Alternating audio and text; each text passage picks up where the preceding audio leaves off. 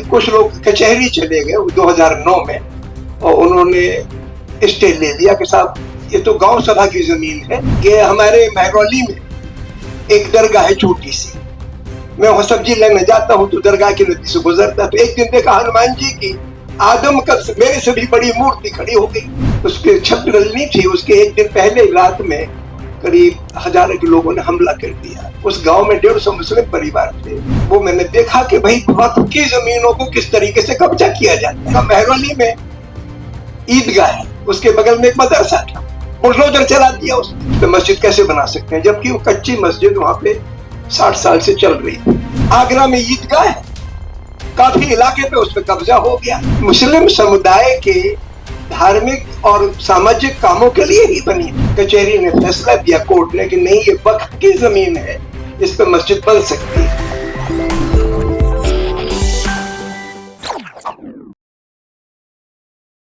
अभी अदीब साहब ने बताया कि पार्लियामेंट कचहरी में ये बात चल रही है कि ये वक्फ मुसलमानों का धार्मिक मसला नहीं, यह इदारा नहीं। 2015 में एक फसाद हुआ था अटाली में, बल्लभगढ़ के नजदीक है, 11 मील दूर है वहां से। तो मैं उधर गया था।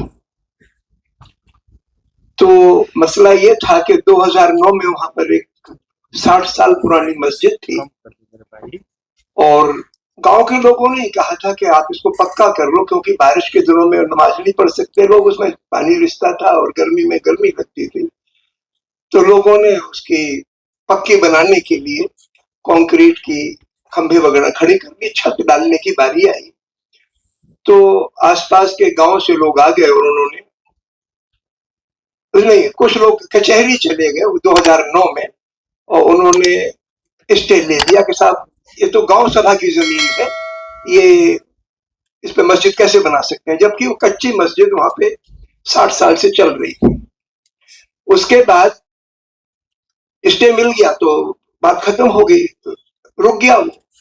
2015 में कचहरी ने फैसला दिया, कोर्ट ने, कि नहीं ये वक्फ की जमीन है, इस पे मस्जिद बन सकती है।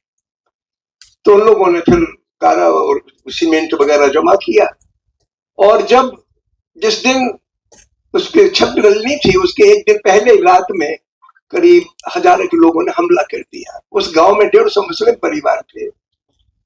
तो 25 लोगों को तो बहुत सीरियसली जख्मी कर दिया और 25 लोगों के घर जला दिए और बाकी पुलिस आ गई कुछ देर में। तो पूरे गांव के मुसलमानों को थाने ले गई हिफाजत की वजह से कि भाई कोई बवाल न खड़ा हो जाए। मेरा उसके कुछ 2-3 दिन के बाद, 2 दिन के बाद मैं और खदीजा वहां गए उस गांव में और एक दिन के बाद मैं फिर गया तो उस दिन ये सच्चर साहब भी, राजेंद्र सच्चर जिनके नाम से सच्चर कमेटी की रिपोर्ट वो भी गए।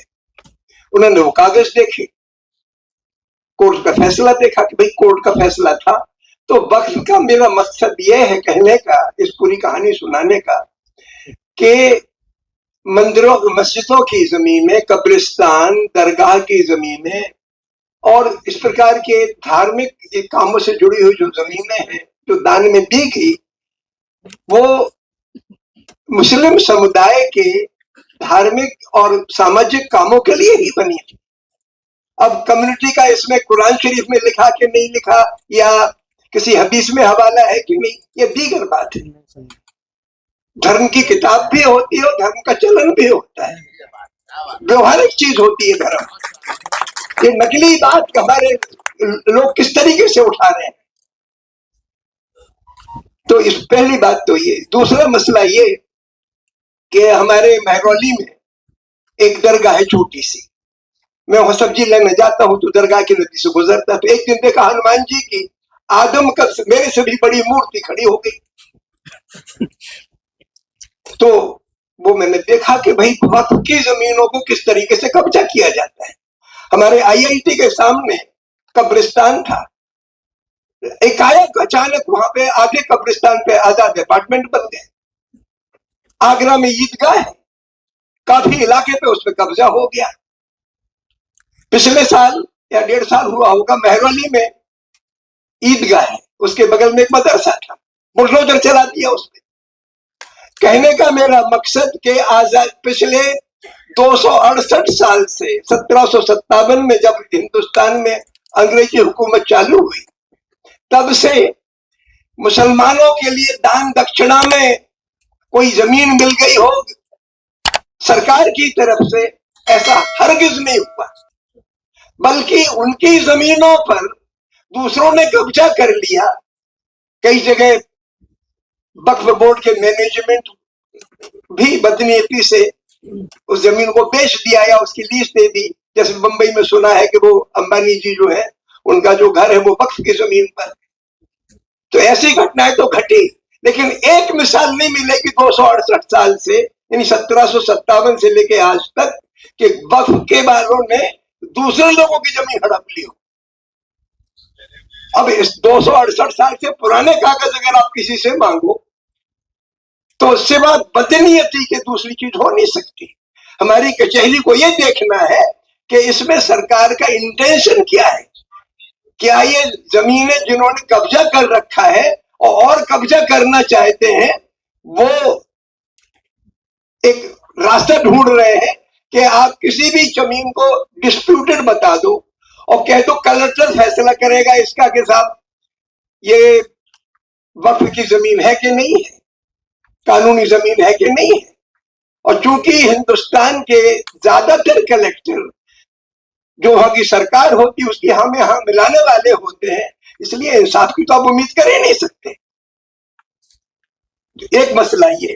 दूसरा मसला ये खड़ा हुआ, अभी मैं गया था उधर यूपी में संभल, और फिर दरगाह वहां गया अजमेर शरीफ, इन दोनों पे मुकदमा लगा दिया गया। कोई सबूत नहीं, हल्का फुल्का भी नहीं कि कभी संभल में जो मस्जिद बनी है वो किसी मंदिर तोड़ के बनाई गई, या जो दरगाह बनी है ख्वाजा मुद्दीन चिश्ती की, जिनको हिंदुस्तान के लोग भगवान राम के बाद नंबर 2 पे गरीब नवाज कहते हैं। तुलसीदास ने भगवान राम को गरीब नवाज कहा है, और हिंदुस्तान के लोगों ने ख्वाजा मुद्दीन चिश्ती को, जिसकी हिंदू मुसलमान सिख ईसाई सारे के सारे लोग बहुत बड़ा एहतराम, उनका सम्मान और श्रद्धा रखते हैं, उस शख्स के बारे में आपने शक पैदा किया। और किसी के बारे में शक पैदा कर दो, और अगर आपने इस तरीके के कलेक्टरों को फैसला करने का दे दिया तो आप हिंदुस्तान की सारी मस्जिदों पे, मस्जिदों की जमीन गैर कानूनी है। ये तमाशा क्या है। इसलिए मैं महसूस करता हूं कि हम सब लोगों को वक्फ के सवाल पर, कचहरी का मसला अलग है, अपना काम करती रहे, सांसद अभी इस पर हिम्मत ना हारे, क्योंकि सरकार अल्पसंख्यक सरकार है। 543 में 240 ही उनके पास है, बाकी लोगों के जुगाड़ बिठा लिया तो कानून पास करा लिया। लेकिन इसके एक एक प्रोविजन पर फिर हलचल मचाने की जरूरत है। और वो लड़का जो कह रहा था, भैया अभी बात तो उसने गंभीर कही कि मुसलमान खड़े कैसे होंगे, वो तो जुबान खोलते तो जीभ काट दी जाती है, करेंगे क्या। लेकिन भाई सब्र रखने से, हमारे हिंदुस्तान की लड़कियों ने शाहीन बाग में जिस तरीके से, बहुत खतरनाक कानून था एनआरसी, और आसाम में उसका नतीजा हम देख चुके थे, और नीयत थी पूरे हिंदुस्तान में एनआरसी लागू कराने की। 100 दिन का जो शाहीन बाग का आंदोलन चला, दिल्ली में 7-8 जगह चले, पूरे मुल्क में 200 जगह चले, उसका असर पड़ा कि देशव्यापी एनआरसी नहीं चल सका। हिम्मत ना हारे, हिंदुस्तान के बेजुबान अवाम में सच्चाई की ताकत है और इसका प्रतिकार होगा। संख्या बढ़ाने की जरूरत नहीं कि साहब हमारे साथ दलित जुड़ जाए, सेकुलर जुड़ जाए, जुड़े ना जुड़े डजंट मैटर। आपके साथ इंसाफ है, सच्चाई है, और जरूर जुड़ेंगे लोग। हिम्मत रखने की जरूरत है। और खास बात मुझे कुछ नहीं कहनी, एक पर्चा मेरे पास है, जिन साथियों को चाहिए हो मैं बांट रहा हूँ आजकल वक्फ के सवाल पे, वो आपको दे दूंगा। बहुत बहुत शुक्रिया।